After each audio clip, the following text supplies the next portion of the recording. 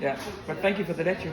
I honestly think it's the best lecture I've ever had. Really? And Thank the you. reason why this was special is because I've been working with this for many years. I've been developing bodyweight support systems myself with my colleagues.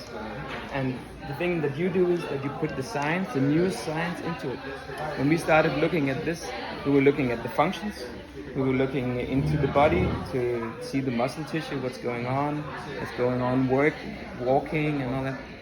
And this is the next level because you brought in the newest neuroscience and kind of putting the words to what we are doing.